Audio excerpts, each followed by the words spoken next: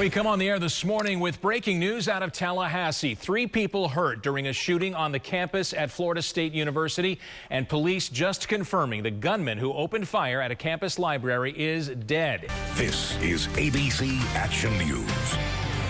There has been a shooting in the library. Stay where you are. Terrifying moments frozen in time. An alumnus with a gun on the loose in the FSU library. We heard 2 shots. Hundreds of potential victims not knowing if they would live or die. I was scared for my life. We're searching for answers as a community rallies to make sense of it all. Today, we are all FSU. Well, at this hour, the gunman is dead and 2 people are in the hospital, one of them in critical condition. We're taking action for you tonight with complete team coverage of this tragedy, from how students are doing on campus tonight to how their family in the Bay Area are dealing with this news. But we begin with our Carson Chambers. She's live tonight in Tallahassee, where she just spoke with investigators about this case. Carson? And they are just releasing key pieces of information that talk about why may have done this, why he might have carried out this shooting. Also, we're getting new information about the timeline, how the shooting actually unfolded. Now, lead investigators say that May actually parked his car a few blocks away from the library and walked over there. He was carrying a .380 semi-automatic handgun. His pockets were filled with ammunition. Now, police say May started shooting outside of the library, hitting 2 FSU students. Then he entered the lobby, where they say he shot an FSU staff member and tried to shoot another person. Well, he never made it past that point. And then as he exited the lobby of that library, 6 police officers engaged him. 5 FSU police officers, 1 Tallahassee police officer. They say he would not drop his weapon, and that is when they shot and killed him. 30 rounds fired. That includes the suspect and police. We also know that they have seized a journal and cell phone videos where May talks about being, quote, targeted. We've just gotten the documents and things. He referred to government targeting. It was very general in nature. Like I said, we've just conducted a preliminary review of the documents and videos, and it's going to take more time to go through them in detail to really to fill out all those kind of question marks right now. And that was Tallahassee's police chief. They have assumed the lead on this investigation. The chief says that May was clearly in crisis during the time of the shooting. And they also tell us that he had only moved to this area, the Panhandle area, they say, about 3 weeks ago. We're learning more about that shooter tonight. His name is Myron May. He graduated from Florida State in 2005. He then received his law degree from Texas Tech in 2009. He had been working as a lawyer in Texas and New Mexico before recently returning to Florida. And we just got our hands on a police incident report involving May and a woman claiming to be his ex-girlfriend of more than a year. Within that report, clues into May's state of mind in the weeks just before today's shooting. Our Ashley Glass has been poring over the pages. She joins us live now in the studio. Ashley? And Linda, good evening to you. It's detailed here in this report. Happened just last month in Las Cruces, New Mexico. The report lays out May's alleged bizarre behavior October 7th. Police say they were called to a woman's house. A woman claiming to be May's ex of 15 months. She told police that May had just showed up unannounced at her home. He'd recently developed a severe mental disorder, was diagnosed with ADHD, and had been using prescription meds. That woman went on to tell police May had gotten really bad in recent days, had just quit his job as an attorney, and had been staying awake for days on end. Students tonight are still trying to make sense of why this happened, and at this very minute, survivors are rallying for a vigil on campus. Our Ashley Yore is live tonight at that vigil. And Ashley, what's the mood out there right now? Hundreds of students are gathered out here right now. You can see they're all getting ready for this vigil about to start. I've seen students hugging one another, comforting one another, and all the students I spoke with earlier are still in disbelief that this even happened. Students still in shock after they were stuck in Strozier Library with a shooter. I was scared for my life, and I was scared that it ends like here in my freshman year of college. This is video Daniel Morales took on his cell phone of students sequestered. Other shaky video shows students huddled together listening to police. If anybody has a victim, if anybody has been shot, call 911 on your cell phones. If you have not been shot, or you do not know if somebody was armed, do not call 911. Sarah Evans was around the corner from one shooting near the library's first floor entrance. She captured video of Nathan Scott shot in the leg and heard him scream. There's a gun in the library and I've been shot. And at this point is when the library heard this and just went crazy. One student didn't go crazy until about 3 hours after the shooting, when he found out his life was saved by a book in his backpack. Jason Durfus says online he found a bullet that pierced his bag, aimed to kill him. Now students are thinking about why this happened, and they were spared. This is situations like this that really make it real. Every day could be your last. Frightening images from the panicked students inside that library have been pouring in all day long, as is the case in a lot of times in stories like this. Social media gives us our first glimpses into those terrifying moments. Digital producer Jared Hill from the Now Tampa Bay joining us now with what social media has been like today with this FS shooting. Yeah, for sure. This has been trending online all day long from the very first moments. If you look, this is what we use on the Now Tampa Bay. It's called our tweet map, where we can look and see what's trending in our area. So if you look here, you can see all of these hashtags and all of these phrases are what's trending right now on Twitter. You can see these are where people have tweeted pictures of the things that they've used to barricade the doors closed. Here, the security are addressing the students and they're trying to show that they are safe. The most chilling thing we saw online this morning has gone viral. This is a text message that this man received from his daughter inside the library. There's a man with a gun in the library.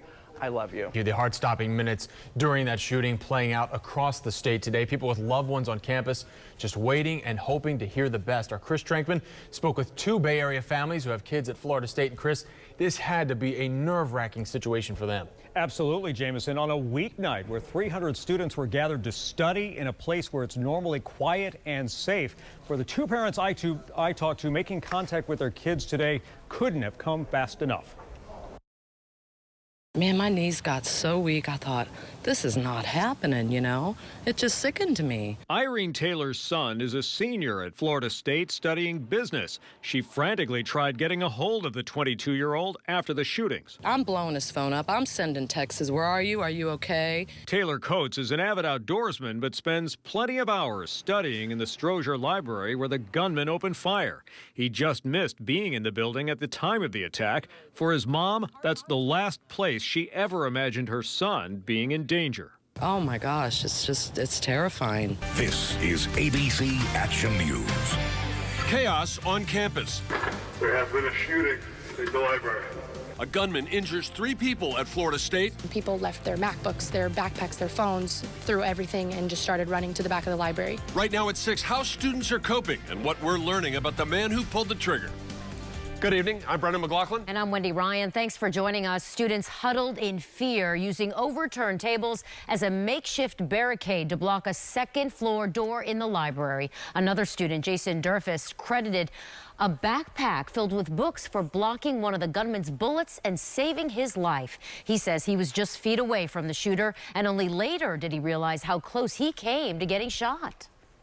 2 of the books that I had checked out had a bullet hole in them. I know God's looking out for me, and there's really no other explanation for it. And we're also learning more about the suspected gunman. Our Jacqueline Inglés gaining exclusive access tonight into the cottage he was living in right before he went to Florida State. Our Jacqueline joins us now with what she found.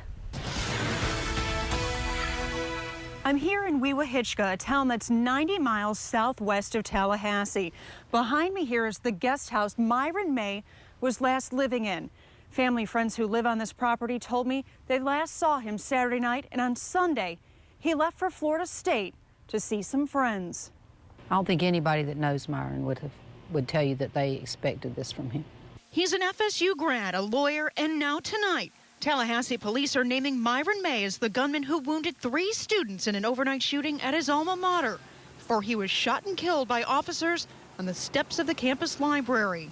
Disbelief, heartbreak, just shock. We were all in shock. Graduating in 2005, May went on to study law at Texas Tech. Before returning to the Florida Panhandle, May worked in Houston and New Mexico. Just last month, a former girlfriend filed a complaint against May with the Las Cruces Police Department.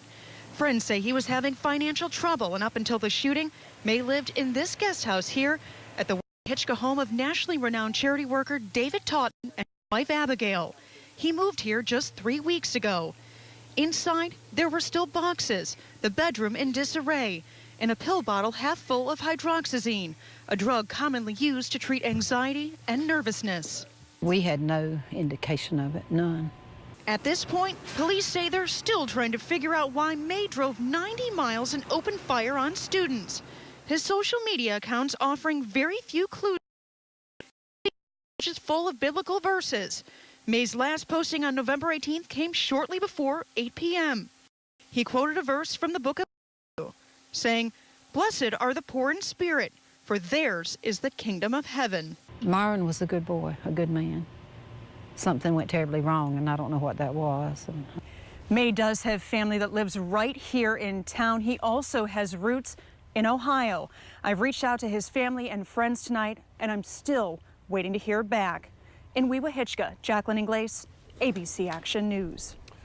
Thank you, Jacqueline. Tonight, students at Florida State are gathering for a vigil to show their support for the victims of the shooting. Our Ashley Orr is there and joins us with a look at the mood on campus right now. Ashley.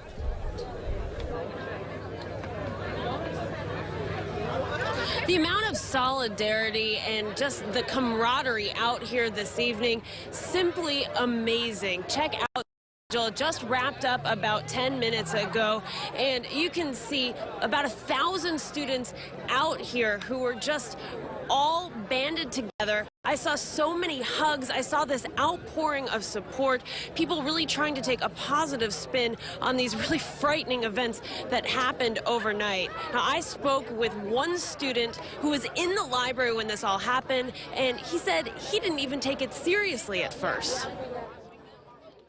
My reality was like checked in really fast when I see a group of like 10 or more people just screaming and running, terror in their eyes, and at that point I was like, holy crap, this isn't a joke.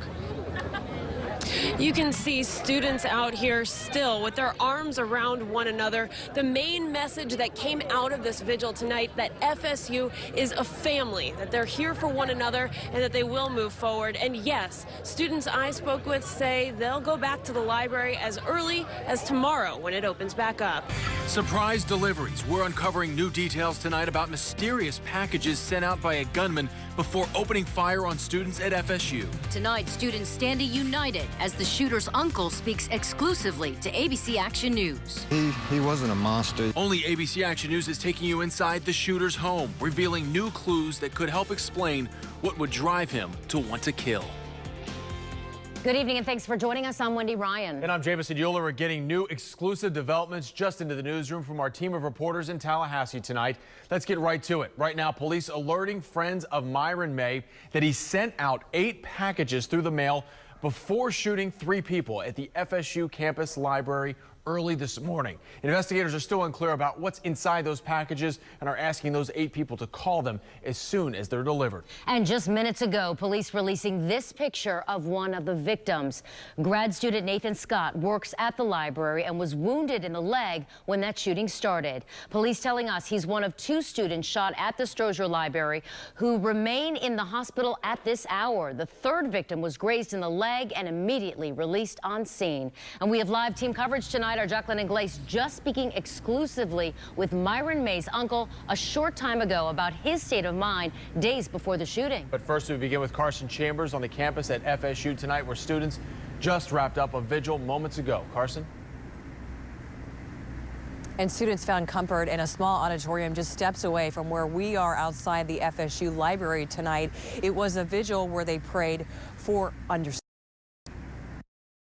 I just pray that you would just overwhelm those just struggling right now with peace, God. If there is such a thing as the sound of healing, it might have been the low hum of voices in an FSU auditorium. Or maybe healing doesn't make a sound at all. Prayer, quiet or spoken. And I just want to thank you for all the lives that were spared. It's the way some Florida State students are trying to make sense. Even though things seem to be so bad at the moment, that you have a plan for everything. Cope with what happened. A lot of times in situations like this, the first question, a reasonable question, I think, is why would God allow something like this? Tonight I heard someone pray this tragedy will lead to endurance, lead to character, lead to hope.